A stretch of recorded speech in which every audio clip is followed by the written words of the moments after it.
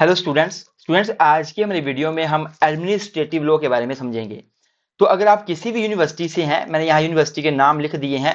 Even इसके सिवा और भी कोई यूनिवर्सिटी है, आप चाहे हिंदी मीडियम के स्टूडेंट हैं, चाहे आप इंग्लिश मीडियम के स्टूडेंट हैं, आपको हमारी वीडियो बहुत ज़्यादा बेनिफिट देने वाली है।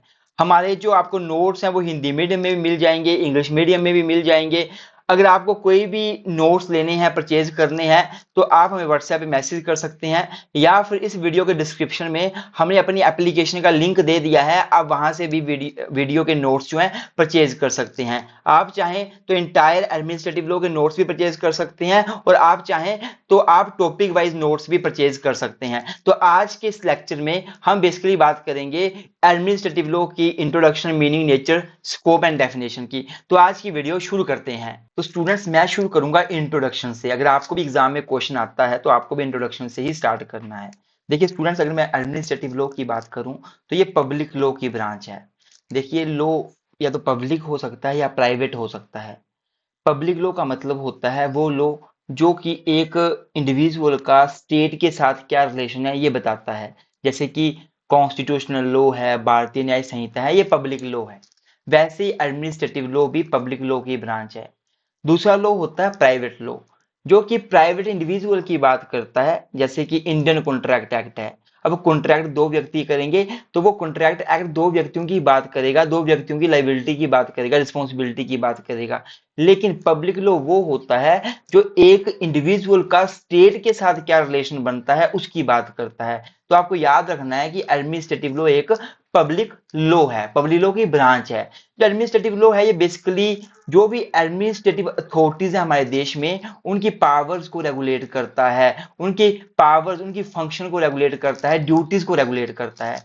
हमारे देश में एडमिनिस्ट्रेटिव अथॉरिटीज जो हैं, जिनको ब्यूरोक्रेट्स बोलते हैं, जो देश को चलाते हैं, जैसे कि हमारे आईएएस ऑफिसर हो गए, जैसे कि सीनियर सेक्रेटरी हो गए, जो पूरे देश को चला रहे हैं, देश के लिए स्कीम बना रहे हैं, सारा कुछ वही देखते हैं। तो उनकी पावर को प्रॉपर रेगुलेट करना, उनकी पावर, उनके फंक्शन को रेगुलेट करना, ड्यूटीज को, कर्तव्यों को देखना, ये सारा एडमिनिस्ट्रेटिव लॉ ही रेगुलेट करता है। जो एडमिनिस्ट्रेटिव लॉ है ये क्लोजली कनेक्ट करता है कॉन्स्टिट्यूशनल लॉ से, मतलब इसका कॉन्स्टिट्यूशनल लॉ से भी बड़ा क्लोज रिलेशनशिप है। अगर आपको एडमिनिस्ट्रेटिव लॉ समझना है तो कॉन्स्टिट्यूशनल लॉ का भी आपको पता होना चाहिए।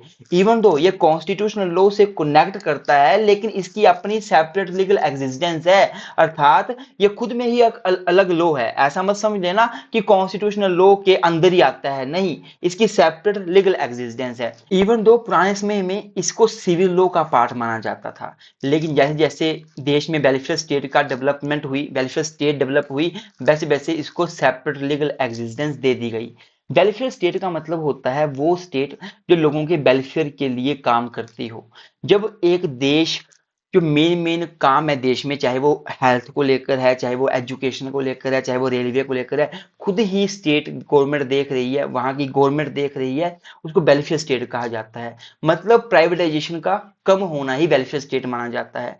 तो वेलफेयर स्टेट जैसे जैसे डेवलप हुआ कंसेप्ट, वैसे वैसे गवर्नमेंट का काम बढ़ा। तो फिर एडमिनिस्ट्रेटिव लॉ की डेवलपमेंट हुई, तो एडमिनिस्ट्रेटिव लॉ को सेपरेट लीगल एग्जिस्टेंस दे दी गई। इसे सिविल लॉ की ब्रांच अब नहीं माना जाता। अगर एडमिनिस्ट्रेटिव लॉ के मैं पर्पस की बात करूं तो ये डेवलप क्यों हुआ है, बेसिकली इसका डेवलप करने का कारण ही एक है, एडमिनिस्ट्रेटिव अथॉरिटीज के एक्शन को कंट्रोल करना। कहीं वो आर्बिट्रेरी काम तो नहीं कर रहे, इंडिविजुअल के राइट्स को कहीं ब्रीच तो नहीं कर रहे। मतलब जो एडमिनिस्ट्रेटिव अथॉरिटीज हैं वो ढंग से काम करें, क्योंकि ब्यूरोक्रेट्स जो हैं वो बहुत सारी पावर उनको दी हुई है, बहुत सारी शक्तियां दी हुई हैं, तो वो अपनी शक्तियों का मिसयूज ना करें, आर्बिट्ररी पावर ना यूज करें। तो इस चीज को रोकने के लिए एडमिनिस्ट्रेटिव लॉ की डेवलपमेंट हुई है। मैं आपको बता दूं, जो एडमिनिस्ट्रेटिव अथॉरिटीज हैं वो बेसिकली तीन मेन काम करते हैं। देखो, पहला तो एडमिनिस्ट्रेटिव फंक्शन अदा करते हैं। जो भी देश में एडमिनिस्ट्रेटिव फंक्शन है, कार्य है, वो एडमिनिस्ट्रेटिव अथॉरिटीज ही करती हैं। दूसरा, एडमिनिस्ट्रेटिव अथॉरिटीज आज के टाइम पे क्वासी जुडिशियल फंक्शन भी परफॉर्म कर रही हैं। देखो, जुडिशियल फंक्शन होते हैं, एक तो जुडिशियल फंक्शन जो जुडिशरी अदा करती है, जैसे जस्टिस देना, कोर्ट में केस को सुनना। इसके सिवा अब नया कंसेप्ट डेवलप हुआ है क्वासी जुडिशियल फंक्शन का। क्वासी जुडिशियल फंक्शन मतलब जुडिशरी केस नहीं सुनती, बल्कि केस एडमिनिस्ट्रेटिव अथॉरिटी सुनती हैं और वही केस को डिसाइड करती हैं। तो जब वो अपना काम कर रही हैं, जुडिशियल फंक्शन अदा कर रही हैं एडमिनिस्ट्रेटिव अथॉरिटीज, उसको क्वासी जुडिशियल बॉडीज कहा जाता है और उनके फंक्शन को क्वासी जुडिशियल फंक्शन कहा जाता है। इवन जो एडमिनिस्ट्रेटिव अथॉरिटीज हैं वो आज के टाइम पे क्वासी लेजिस्लेटिव फंक्शन भी एक्सरसाइज कर रही हैं। क्वासी लेजिस्लेटिव फंक्शन का मतलब है कि वो लॉ भी बना रही हैं। वैसे तो लॉ बनाने का काम पार्लियामेंट का है, लेकिन पार्लियामेंट के सिवा जो एडमिनिस्ट्रेटिव अथॉरिटीज है वो भी लॉ बना रही हैं, रूल बना रही हैं, रेगुलेशन बना रही हैं, जिसको ये डेलीगेटेड लेजिस्लेशन भी कहा जाता है, हम आगे पढ़ेंगे। तो मतलब एडमिनिस्ट्रेटिव अथॉरिटीज इतना सारा काम कर रही है, इतनी पावर उनको दी हुई है, लॉ बनाने की पावर दी है, लॉ को एनफोर्स करने की पावर दी है, लॉ को जो है इंप्लीमेंट करने की पावर दी हुई है, तो उनके ऊपर चेक भी होना चाहिए। तो with the purpose to control the administrative authorities, to control the activity of the administrative authorities, this administrative law has been developed. So thus administrative law ensure the administrative authorities to exercise their powers fairly, reasonably and according to law. वो law के अनुसार काम करें, fairly काम करें, किसी के rights का violation ना करें।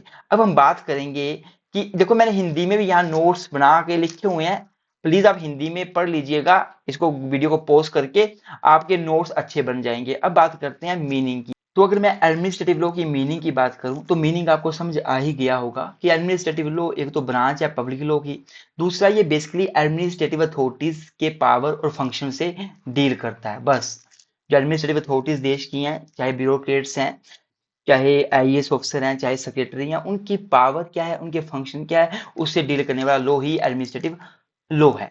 अब परिभाषाएं अगर आप देखेंगे तो दोनों परिभाषाएं बहुत ज्यादा इंपॉर्टेंट है, डेफिनेशन बहुत ज्यादा इंपॉर्टेंट है। रॉबसन बड़ा अच्छा बोलते हैं, रॉबसन बोलते हैं कि जैसे कमर्शियल लॉ कमर्स से डील करता है, लैंड लॉ लैंड के मैटर से डील करता है, वैसे ही एडमिनिस्ट्रेटिव लॉ जो है वो पब्लिक एडमिनिस्ट्रेशन से डील करता है। अगर मैं इवोर जैनिंग की बात करूं तो ये बड़ा सिंपल बोलते हैं कि एडमिनिस्ट्रेटिव लॉ है it is a law relating to the administration, देश का जो प्रशासन है उससे रिलेट करने वाला लॉ है एडमिनिस्ट्रेटिव लॉ। जो एडमिनिस्ट्रेटिव लॉ है it determines the organisation power and duties of administrative authorities. मतलब एक्चुअली में बोलना क्या चाह रहे हैं, जहां पूरा डेफिनेशन देखा जाए, मीनिंग देखा जाए, कि एडमिनिस्ट्रेटिव लॉ वो लॉ है जो एडमिनिस्ट्रेटिव अथॉरिटीज की पावर क्या होंगी, फंक्शन क्या होंगे, ड्यूटीज क्या होंगी, उनको डिसाइड करता है, उनको डिटरमाइन करता है, उनको रेगुलेट करता है। तो ये बड़ा इजी है मीनिंग। अब आगे बढ़ते हैं, मैंने आगे मीनिंग हिंदी में भी लिखा हुआ है, तो आप प्लीज वीडियो को पॉज करके हिंदी वाले बच्चे अपने नोट्स बना लीजिएगा। बाकी आगे बढ़ते हैं, आगे बात करते हैं ऑब्जेक्टिव क्या है। अगर मैं ऑब्जेक्टिव की बात करूं कि एडमिनिस्ट्रेटिव लॉ के उद्देश्य क्या है, तो आप एक बात समझिए कि एडमिनिस्ट्रेटिव लॉ डेवलप क्यों हुआ है। यह डेवलप हुआ है बेसिकली एडमिनिस्ट्रेटिव अथॉरिटीज के ऊपर कंट्रोल करने के लिए, एडमिनिस्ट्रेटिव अथॉरिटीज के ऊपर चेक बनाने के लिए, ताकि एडमिनिस्ट्रेटिव अथॉरिटीज को इतनी पावर दे दी गई है तो वो पावर का मिसयूज ना करें। ये मेन उद्देश्य है। इसी उद्देश्य को ध्यान में रखते हुए आपके सारे ऑब्जेक्टिव बन जाएंगे। पहला ऑब्जेक्टिव है to check the power of the administrative authorities. जितनी भी एडमिनिस्ट्रेटिव अथॉरिटीज हैं उनको इतनी सारी पावर दी जा रही हैं, जुडिशियल पावर दी जा रही हैं, उनको लेजिस्लेटिव पावर दी जा रही है, तो उनकी पावर के ऊपर चेक बनाया जाए तो वो कौन बनाएगा, एडमिनिस्ट्रेटिव लॉ तो बनाएगा। तो एडमिनिस्ट्रेटिव लॉ डेवलप किया गया है। दूसरा पॉइंट है to maintain the rule of law. हमारे देश में कानून का शासन है। इवन हमारे देश का जो संविधान है उसकी मेन फीचर, उसका basic structure rule of law को माना गया है। अब रूल ऑफ लॉ का मतलब है कि लॉ के सामने सभी इक्वल हैं, सभी के साथ इक्वलिटी हो, लॉ सुप्रीम है, चाहे कोई भी देश का व्यक्ति है, चाहे प्रधानमंत्री है, चाहे चपरासी है, सबके ऊपर लॉ इक्वली अप्लाई होगा। अब एडमिनिस्ट्रेटिव अथॉरिटी को इतनी पावर दे दी और वो अपनी पावर का मिसयूज करें और रूल ऑफ लॉ को कोई देख नहीं रहा है, कानून के शासन को देख नहीं रहा है, तो ऐसा नहीं चलेगा। एडमिनिस्ट्रेटिव लॉ डेवलप किया गया है ताकि रूल ऑफ लॉ मेंटेन हो, अर्थात जो एडमिनिस्ट्रेटिव अथॉरिटीज हैं वो भी लॉ के अंडर हैं, वो भी लॉ से सुप्रीम नहीं है। वो भी कोई कार्य करेंगे तो कानून को ध्यान में रखते हुए करेंगे। अगर वो गलत काम करेंगे तो उनको भी सजा मिलेगी जैसे कि साधारण व्यक्ति को मिलती है।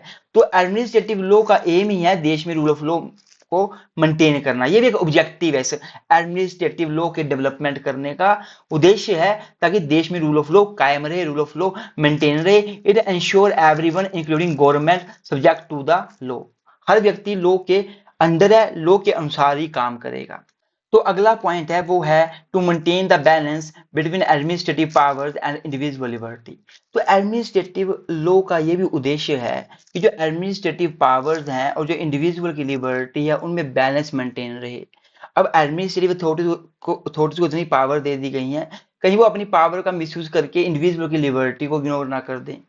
ये भी कौन देखेगा, एडमिनिस्ट्रेटिव लॉ ही देखेगा।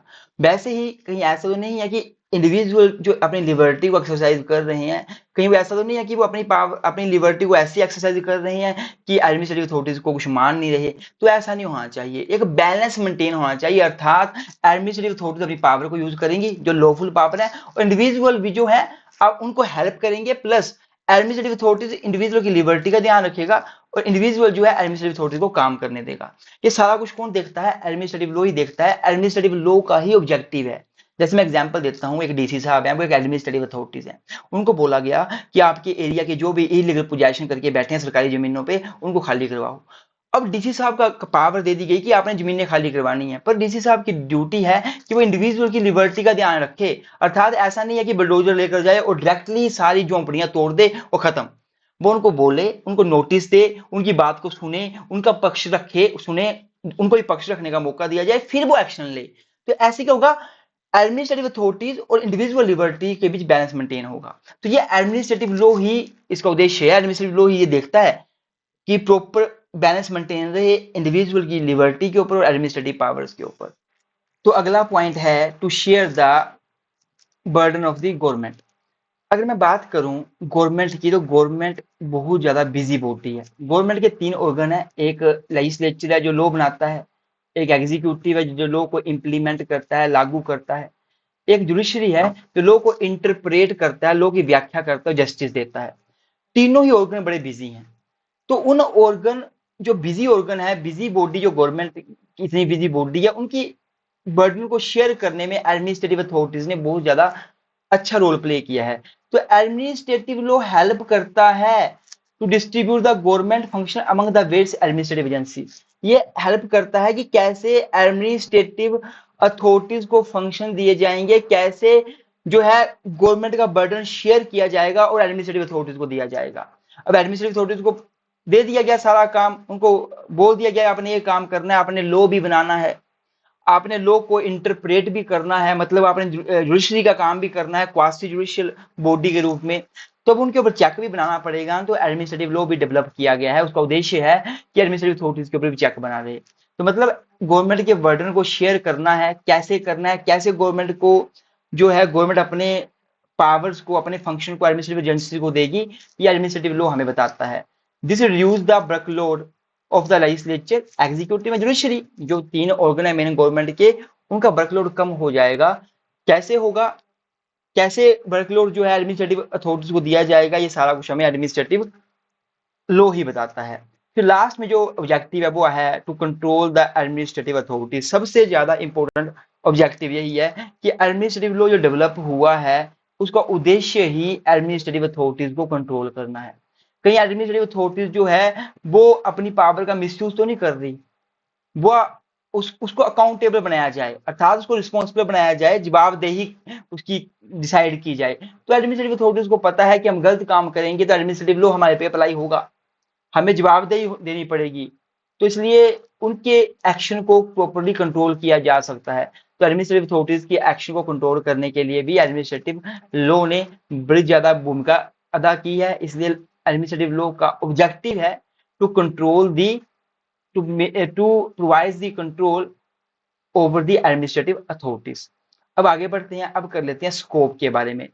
स्टूडेंट्स, अगर मैं स्कोप की बात करूं तो स्कोप का मतलब होता है कि एडमिनिस्ट्रेटिव लॉ का दायरा क्या है, ये लॉ कहां कहां तक फैला हुआ है, कौन कौन से लोग इसमें कवर होते हैं, क्या इसकी पावर है, क्या स्कोप है। स्कोप तो बहुत बड़ी है, बहुत वाइड स्कोप है, इतनी बड़ी जितना आसमान बड़ा है और जितना समुद्र बड़ा है उतनी बड़ी इसकी स्कोप है। आप स्कोप को कम मत मान लेना कभी भी, बहुत बड़ी स्कोप है इसकी।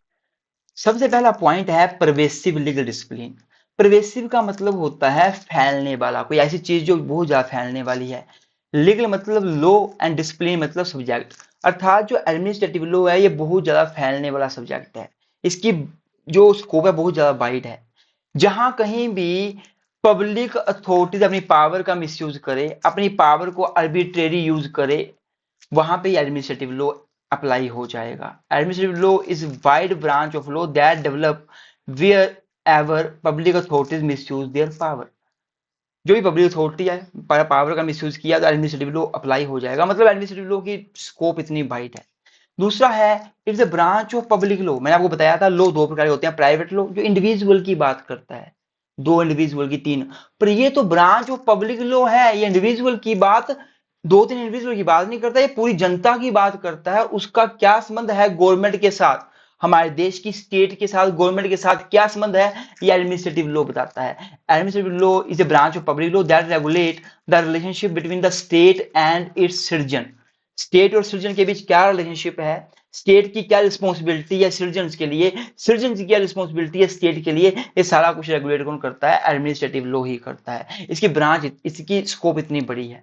तीसरा पॉइंट है it deals with the powers function of the administrative authorities. जो एडमिनिस्ट्रेटिव लॉ है ये एडमिनिस्ट्रेटिव अथॉरिटीज की पावर से डील करता है कि क्या क्या पावर है, उनके पास बहुत सारी पावर्स दी हैं, सारी पावर जो है वो एडमिनिस्ट्रेटिव लॉ ही देखता है। उनके फंक्शन क्या है, वो क्या क्या काम करते हैं administrative authorities. Administrative law defines the organisation, power, duties and function of the administrative authorities.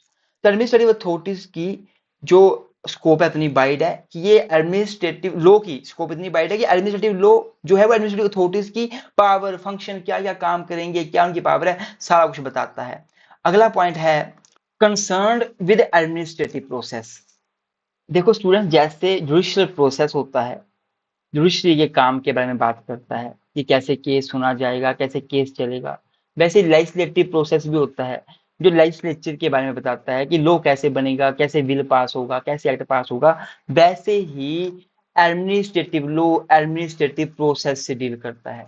ये बताता है कि एडमिनिस्ट्रेटिव अथॉरिटीज जो हैं वो कैसे काम करेगी, उसका क्या रिलेशनशिप है इंडिविजुअल के साथ, उसके क्या रिलेशन है। मतलब एडमिनिस्ट्रेटिव लॉ जो है रेगुलेट करता है both the functioning of the government authorities and they are dealing with the individual.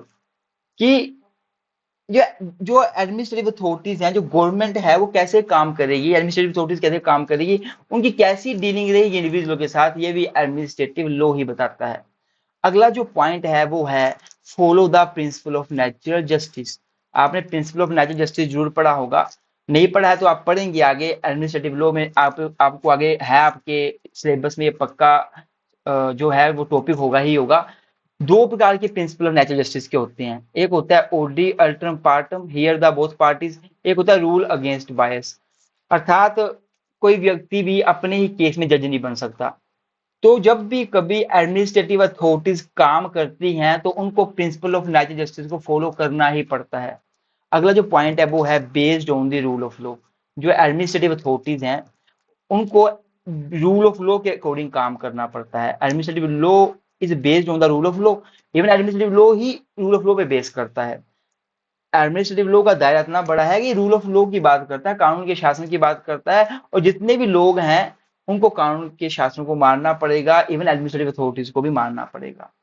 Rule of law का मतलब क्या होता है कि everyone is equal to law and law is supreme, कोई भी लॉ से ऊपर नहीं है। अगला पॉइंट है provide the remedies against the administrative action.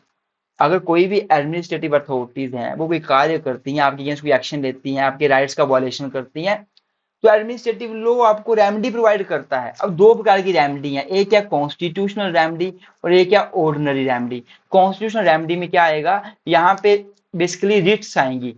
Writ से मतलब जो पांच प्रकार की रिट्स हैं, अगर किसी भी एडमिनिस्ट्रेटिव अथॉरिटीज ने आपके राइट्स का वायलेशन किया तो आप रिट फाइल कर सकते हैं। आर्टिकल 32 में कॉन्स्टिट्यूट सुप्रीम कोर्ट में जाके रिट फाइल कर सकते हैं, और आर्टिकल 226 में आप हाई कोर्ट में जाके रिट फाइल कर सकते हैं। ये होगी आपकी कॉन्स्टिट्यूशनल रेमेडीज। दूसरा आता है ऑर्डिनरी रेमेडीज। आपको साधारण उपचार भी मिलेगा, ऑर्डिनरी रेमेडीज भी दी हुई है, जैसे कि आप कोर्ट में जाके इंजेक्शन का ऑर्डर ले सकते हैं। इंजेक्शन का मतलब होता है कोर्ट का एक ऑर्डर जिसमें कोर्ट किसी व्यक्ति को कोई काम करने को बोलता है या कोई काम करने से रोकता है। दूसरा आप डेक्लेरेशन का ऑर्डर ले सकते हैं, अपने राइट को डिक्लेयर करवा सकते हैं कोर्ट में जाके। तीसरा आप डैमेजेस क्लेम कर सकते हैं। तो ये ordinary and extra ordinary remedy भी आपको कौन देता है, एडमिनिस्ट्रेटिव लॉ ही देता है, अगर एडमिनिस्ट्रेटिव अथॉरिटीज आपके राइट का वायलेशन कर रहा है। मतलब एडमिनिस्ट्रेटिव लॉ की आप देख रहे हो कितनी ज्यादा दायरा कितना बड़ा है, कितनी बड़ा इसकी स्कोप है, ये आपके राइट्स की प्रोटेक्शन कर रहा है। और सबसे लास्ट में आता है कंट्रोल द एडमिनिस्ट्रेटिव पावर्स। जो एडमिनिस्ट्रेटिव लॉ है वो एडमिनिस्ट्रेटिव पावर को कंट्रोल करता है। इसकी स्कोप है कि एडमिनिस्ट्रेटिव अथॉरिटी को उतनी सारी पावर दी गई है उसके ऊपर कंट्रोल करे। कोई भी अगर एडमिनिस्ट्रेटिव अथॉरिटी अपनी पावर को बढ़ चढ़ के यूज करती है, अपनी पावर का मिसयूज करती है, तो एडमिनिस्ट्रेटिव लॉ अप्लाई हो जाएगा और ये क्या करेगा, कंट्रोल करेगा, उसको अपने पावर का मिसयूज करने से रोकेगा। अपनी पावर को आर्बिट्रेरी यूज करने से रोकेगा।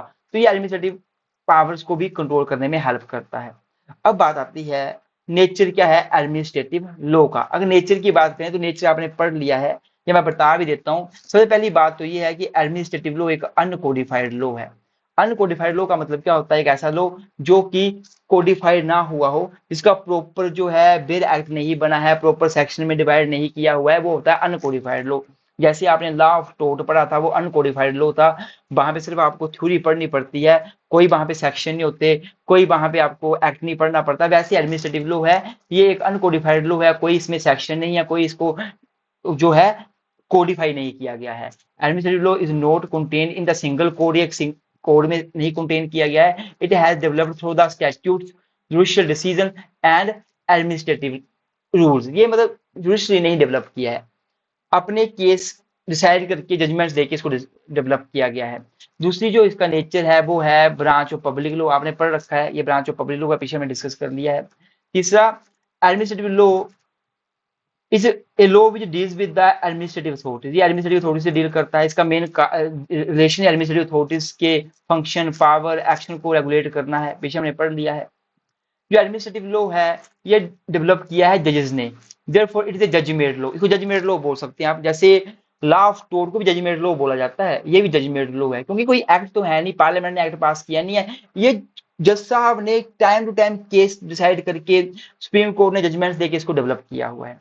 और लास्ट पॉइंट आता है administrative law deal with the organisation, powers and of administrative authorities. ये जो है एडमिनिस्ट्रेटिव अथॉरिटीज के ऑर्गेनाइजेशन से, संगठन से डील करता है, उनकी पावर से डील करता है, उनको कितनी शक्तियां दी गई हैं, कैसे एडमिनिस्ट्रेटिव अथॉरिटीज काम करती है, उनका ऑर्गेनाइजेशन क्या है, कैसे वो बनती है, कैसे स्टैब्लिश होती है, सारा कुछ एडमिनिस्ट्रेटिव लॉ बताता है। तो ये एडमिनिस्ट्रेटिव लॉ का प्रकृति है, नेचर है। नेचर में हमने पीछे जो पढ़ा, तो हमें याद रखना ये अनकोडिफाइड लॉ है, ये पब्लिक लॉ की ब्रांच है, ये जजमेंट लॉ है, और ये जो है एडमिनिस्ट्रेटिव अथॉरिटीज की पावर एंड फंक्शन के बारे में बात करता है।